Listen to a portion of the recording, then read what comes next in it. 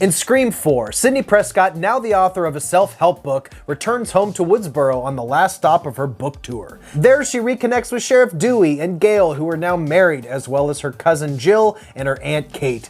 Unfortunately, Sidney's appearance also brings about the return of Ghostface, putting Sidney, Gail, and Dewey, along with Jill and her friends, and the whole town of Woodsboro in danger. So here we are, folks, Scream 4, the last stop before the brand new Scream movie, 5 Cream. I know you're excited. Gotta talk about Scriptforum before we get to 5 Cream, so here we are. So as excited as I am to talk about Scream 4, it's been a little bit since I dropped my last review, it is a little bittersweet. We're talking about the last film to be directed by Wes Craven. Wes Craven, as most of you or all of you know, passed away in 2015. But after an incredible career, he was able to go out on top and finish his career with an installment of really what revitalized his career in the last half of his life. The Scream series, the first one coming out in '96, the last Scream that he directed coming out, obviously Scream 4 in 2011. What an amazing career he had, and even though at this point Scream 4 was the least successful in the Scream franchise, it was still wildly successful in terms of a $40 million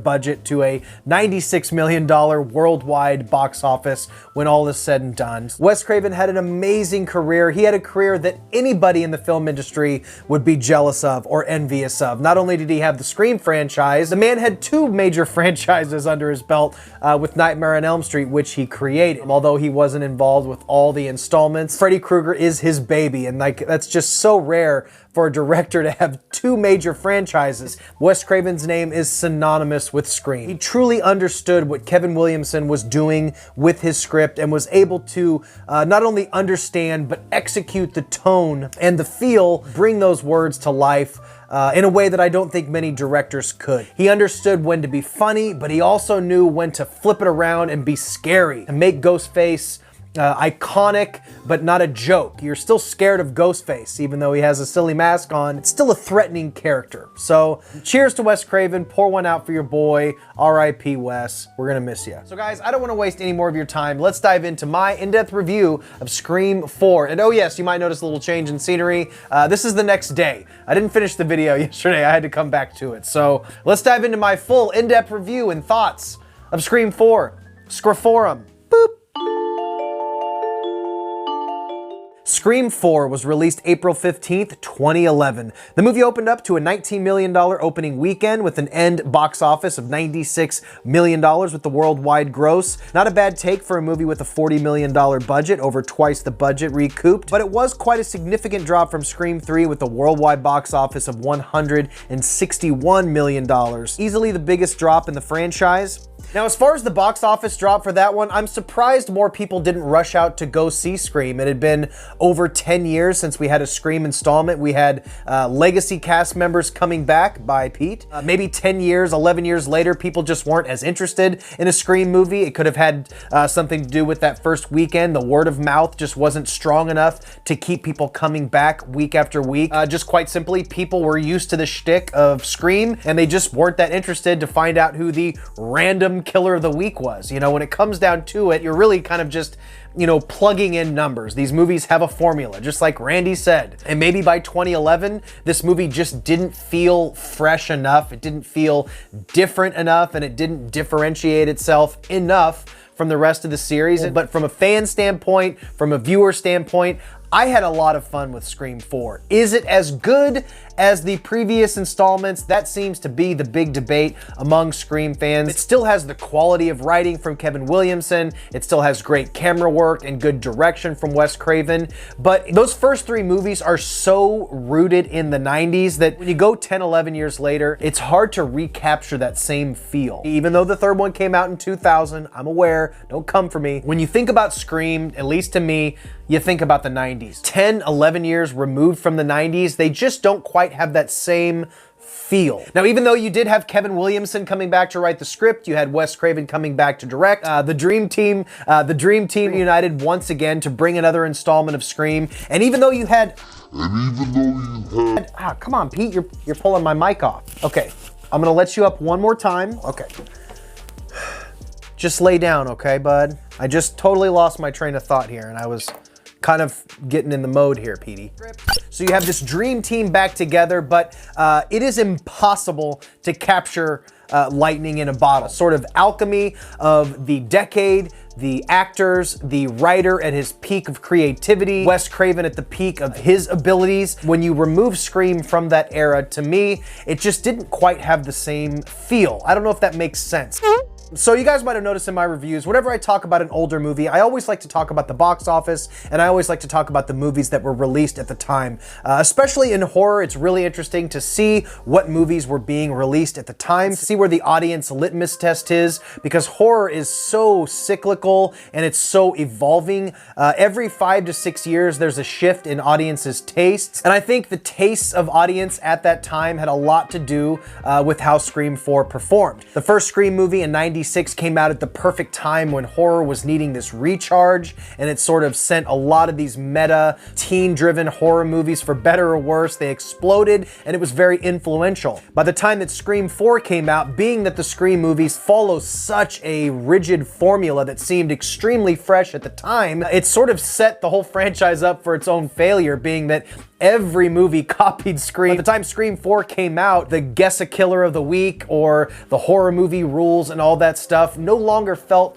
quite as fresh as it once did in '96, and I think that had a lot to do with the movie's success. Even explaining new rules already seems like pre-warned territory. Just like Scream coming out in '96 at a weird time for horror, in 2011, we were just coming out of this crazy, gritty, brutal Platinum Dunes remake era with Texas Chainsaw Massacre, this heavy torture porn era with movies being brutal and gory and really gnarly, trying to offend you as much as possible. The Scream franchise was never about that. By the time Scream 4 rolls around, it already feels like a parody of itself. There's not a bad movie per se in this quadrilogy so far. The suspense, the reveal, I don't think any of that is really lesser than any of the movies as far as from a writing standpoint. It just feels like it's been done before. I mentioned in my last review for Scream 3, I felt like the third movie was the end to a perfect trilogy. Encapsulated in the 90s, lightning in a bottle thing. And then when you go back 10, 11 years later, it's really hard to recapture that magic. After watching the third movie, you think to yourself, how can they get more bizarre and more out there and more meta than Scream 3? Well, the only way to do that is to just fucking kick the meta in the balls so far that it just goes into like absurd, you know, Hellraiser in space, Leprechaun in the Hood, like late sequel style shit that is just a little ridiculous. Now, although I didn't dislike Scream 4, I had a good time with it. It just felt really warmed over. I found myself a couple times for the first time in any Scream movie, kind of like looking at my watch, let's just get to the reveal, because you sort of know what to expect. The opening scene, you have the legacy characters, you have the new rules, and you have the reveal. Those are basically the main aspects of a Scream movie. The opening scene of Scream 4 is amazing, but it is just another example of how you have to push it so far to feel new. But at the same time, you're not really doing anything new. You're just taking what's been done before and cranking it up to 11. What we do is if we need that extra push over the cliff, you know what we do? Put it up to 11. 11, exactly. The opening sequence of Scream 4 is pretty fucking awesome. You have these great actresses doing this amazing, like, Russian nesting doll of opening sequences. I really enjoyed that. I thought that was very, very clever. So when I do my Scream opening sequence ranking, I guarantee you Scream 4 is going to be very high in that ranking. My theory is, I haven't seen Scream 5 yet, but I feel like what they started to do here, or sort of like bailed on, is what they ended up fully doing in Scream 5, which is introducing a new cast of characters and sort of transitioning the legacy characters out of the movie. I feel like they needed to pick a lane for this movie, and they really didn't know what to do, because they try to give equal time to Emma Roberts and Hayden Panettiere's character, but they also are still like hanging on to these legacy characters by a thread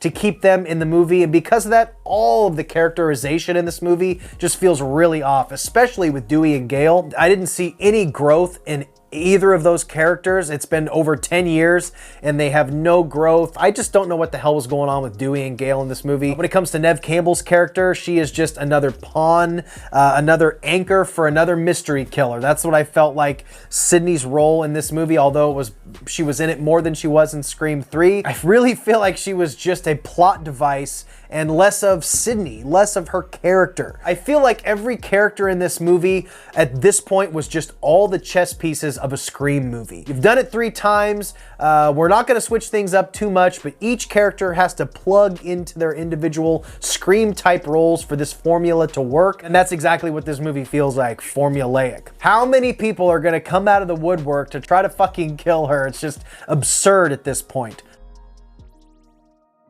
We have the bloodiest Scream in the whole franchise so far with Scream 4. You have throat slashings and blood flowing, intestines coming out. The movie also seems a little more mean-spirited and doesn't quite have the same fun factor that you usually get for Scream. So although I love the bloodier kills, this one didn't feel as fun. It's also, like I said in my Scream 3 review, stabby kills get very repetitive and very, lackluster after a while. So I am glad they stepped it up in that regard. You should be able to give Ghostface like some weird kills like Friday the 13th or something. They don't always have to use the knife. The rules are different when you go down the franchise. So that was just a little observation that I had about the kill aspect of the movie. Scream 4 also had, in my opinion, the weakest soundtrack and the weakest score. And Scream 3 had a bunch of Creed music in it. So, I mean, Scream 4, I really felt lacked a lot of the personality that the other movies had as far as the bombastic score, a really like hip soundtrack of the time goes along with the kills and the characters and the humor and the music, all of it. It just didn't have that fun factor, and the score adds a lot to that, and I just didn't notice it as much in this movie.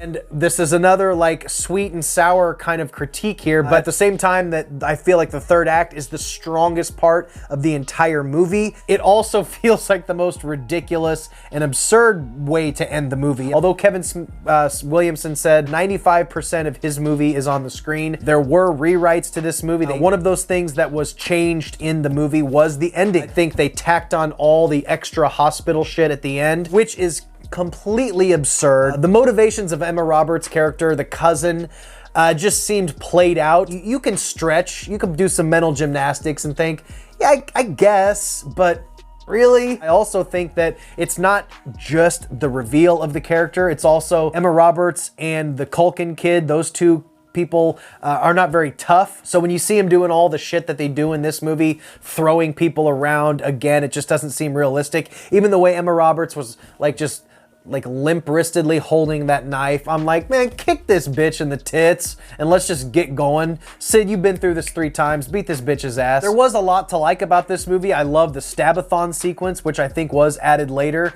in addition to Kevin Williamson's original script. I really dug that. Going back and almost being nostalgic for the first Stab movie, seeing Heather Graham, and then like being the meta movie that it is, this audience sort of having reverence and nostalgia for the first Stab movie, just like we do for the first Scream movie. That was a really cool sequence. And all the performances in the movie are great. When I talk about Emma Roberts not being maybe the best killer, it doesn't really have anything to do with her. That's more of a casting issue than an acting choice. But Hayden Panettiere was fantastic in this movie. She has a couple of really strong sequences as Kirby. She probably gives the best performance in this movie. The scene where she's like freaking out and rattling off all of those horror titles. Halloween, Texas Chainsaw, Dawn of the Dead, The Hills Have Eyes, Amityville Horror, Last House on the Left, Friday the 13th, A Nightmare on Elm Street, My Bloody Valentine, When a Stranger Calls, Prom Night, Black Christmas, House of Wax, The Fog,